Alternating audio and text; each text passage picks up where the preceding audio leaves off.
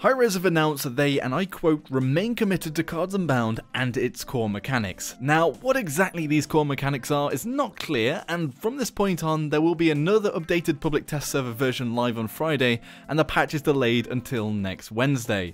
I touched on my concerns for Cards Unbound and its effect on gameplay with my previous video. It'll be linked in this video's cards, but it mainly focused on the grind size and pay to win concerns. Today I'm going to focus just on the gameplay issues that this new system brings. As always, I've been committed to Paladins for a long time, defending it from reviewers who hadn't even played the game save from the tutorial in one case, and a handful of bot games in the case of the leaderboard on YouTube. I mean, I've been labelled a hi-rez shill from time to time. I honestly think the game has a unique spin on the hero-shooter mashup and fell perfectly between a more complex MOBA and shooter genres. I only want it to grow. This patch, I would have liked nothing more than to put out chirpy commentary on matches from the PTS, checking out new meta builds, lore theorizing on the new map, Magistrate's Archives, and spicy speculation. But honestly, I keep coming back to some of my footage of the game in the PTS, trying to add commentary or insight, but end up just mumbling and groaning halfway through and giving up. Anyway, here are my thoughts on what is going on and how it played. The biggest issue is balance. With this new system having levels, there is no way to balance for the difference in card values that this brings. You can either balance for the midpoint, level 3s, the max point, level 5s, or the min point, level 1s, but you're still going to miss everything between, and it's always going to be a compromise. The most likely option being level 3s, as the rank mode is limited to them. Hi-rez say they want a more arcadey and over-the-top mode in the game, but arcadiness and flatly the concept of fun doesn't directly correlate to imbalance. And to give an example of this, the Saxon Hail mode in Team Fortress 2 and Overwatch is arguably extremely imbalanced, an overpowered character versus a team of normal characters. But even that has the underlying balance of the fact the OP character rotates around players in the match. What I'm trying to get at is that wackiness often has to have some underlying balance behind it that does actually make it fair to not turn that fun into frustration. I have long called for an arcade mode, letting the community experiment with a few modifiers in the game and come up with their own scenarios which could be very fun.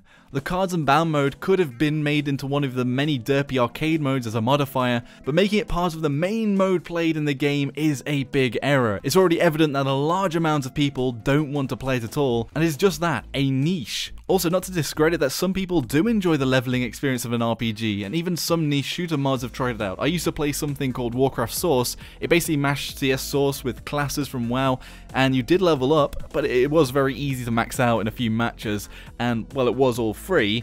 Also, the Division attempted to bring RPG and shooters together, but ultimately it has its fair share of problems, and it does have a lot more RPG elements with a more open world and cooperative play, and it's not quite the same as a focused 5v5 arena shooter. Going deeper into the specifics in balance and play, a big issue is the legendary cards. These should never have any sort of leveling component whatsoever. The bonuses they give are too great and define how you play the champion.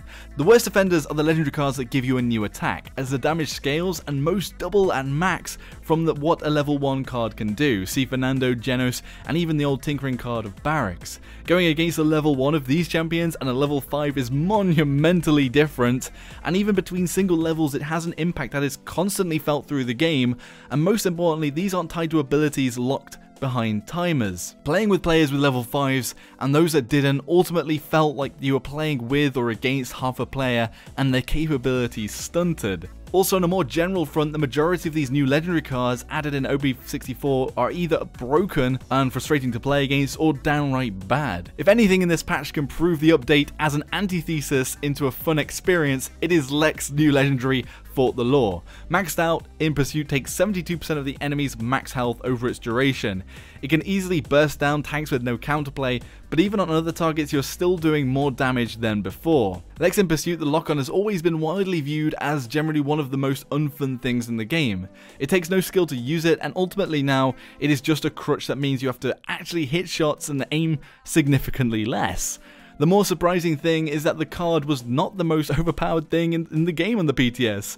Bomb King having a 150% larger blast radius meant you could damage entire rooms with very little counterplay, Genos having the DPS and better poke of Androxus whilst being able to do great amounts of heals, and I can honestly carry on. Lex's In Pursuit at least had damage drop off. A lot of the other cards made it difficult to even get close enough to pull off that one-click trick. People might say, well, Joshino, it's a public test server, it's there for testing, but it's just honestly the idea that a lot of these effects would be okay. This stuff you'd expect to be ironed out internally before being shown publicly. Also, the legendary cards have already been through big shakeups, and whilst a lot of the characters now have several viable cards to choose from, most only still have one or two that are really viable or good. Adding these fourth ones is giving themselves more of a chore to balance them, and honestly it just seems that they were jammed in with little to no thought. Some of the ideas are okay, if needed to be a little bit tweaked. More viable healing to Serras, a no damage but stronger 12-volt bubble shield, but they could have easily replaced existing cards, and the pessimist in me says it was simply to make the legendary keys more enticing. They currently are the main way to speed up your grind, and even in essence are really not easy to collect through the RNG chests. The bottom line is, one of the biggest problems Paladins has had for a long time is that hi-rez only puts the negatives of the beta tag and early access onto the players. Lots of game-breaking bugs have made it through PTS into live play that lasts for days or even several patches, and a lot of the time polish feels more like an alpha than a beta at times. But on the flip side, they expect players to invest in the game as if it were a full release. Everything is monetized, and the grind was big even with the Essence system. Look at Battle Right, another game, the only grind is unlocking characters, and the game is fully released. Polish has been something cried out for repeatedly patch after patch, and if anything it seems this pushes away from being able to do that reliably. I know I've rambled on about legendary cards being an issue, but cards in general share similar problems. First, the cards Unbound system doesn't fix any of the shortcomings of the old 12-point system. Like the cards being stronger than other ones, and sometimes you min-max and the min-maxing would be very one-sided to that one card. These were often cooldowns or cards that interacted with eliminations or hitting a shot or ability rather than a flat sort of cookie cutter bonus. And this just extenuates them, both in the fact that there's no downside at all to leveling them to full with the unlimited points, and often they are slightly better than before at full level. Playing against a Xin with all their cards leveled up gives them an exponential synergy to keeping things like Bill off cooldown and in turn staying alive all of the time, compared to what a lot of the other champions get out of their cards. Honestly, this change calls for a revamp of all cards, and the bottom line would be that it'd make it a harder time for hi-rez. Again, ranked players only plan to have level 3s, but even there as issues present themselves, a lot of cards were good because you didn't have to level them up fully and were better lower, especially if they had durations of abilities tied to them. Again, coming to the fact that you probably have to revamp the cards to accommodate this. And currently, like I've mentioned, the casual play is the most played mode in the game, and if everyone's playing that and not playing ranked, people are going to want the casual to be balanced, and then the ranked will suffer, vice versa. In short, playing the PTS in its very imbalanced state, it was glaringly obvious that the more leveled up cards had an impact. Playing with 2 people at level 5s and 3 with none, and an enemy team with 3 leveled up to 5s and 2 none, would feel like playing against more enemies and your allies would appear stunted in what they could actually achieve. Even tweaking these in further patches will still have the fact that there'll be no even playing field and no simple point to balance everything on. The system also requires a full rework of cards to accommodate max values, and that is a lot of work to do with no guarantee that people would actually like the outcome, and most likely the opposite from the backlash. The most important thing is that imbalance does not equal a fun experience. Even arcade modes see some balance and are often played for short stints as gimmicks. A lot of people defending and holding hi-rez corner at the moment are saying that they will make the system better, etc., and that other people should give ways to make the system better rather than just complaining. But I stick to my guns in the fact they need to suck up their pride and just drop this system. And honestly, with the backlash, they need to do something positive reactively, and just dropping it might not be enough. They've lowered their image in the eyes of the wider gaming community through the media backlash and how far this has spread, really comboing and worsened by the so recent Battlefront drama, but also their own community trust has been diminished at this point. I ran a poll which almost 1,000 people took part in. 37% said they were flatly going to quit if OB64 on the PTS went live, 33% said they would play less.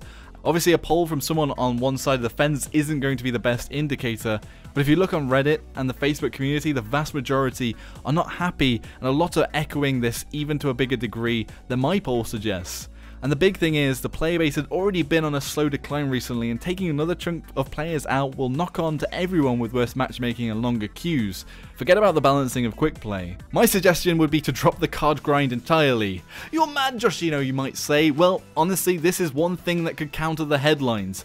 hi-rez could instead focus the grind on champions, making it longer even, then monetize that along with cosmetics. Otherwise, I don't have a very optimistic future of Paladins. Another thing to mention is not to insult, threaten, or otherwise harass individual developers or other hi-rez employees. There's been some terrible stuff said. Sure, give your opinions, but insults aren't going to make them want to take you seriously. But it has gone both ways. I, on a much smaller scale, have had some toxic responses telling me to kill myself, etc. in the response to my critique of the patch. Now it's kind of a part and parcel of being a YouTuber, but the community is pretty riled up on both sides at the moment. Anyway, let me know all of your thoughts below. Again, it is a bit delayed for me. I just get very frustrated with Paladins at the moment, and trying to make a video isn't exactly easy. Anyway, if you enjoyed the video, hit the like button, subscribe for more of my content. Thanks for watching, everybody. Fingers crossed. Joshino.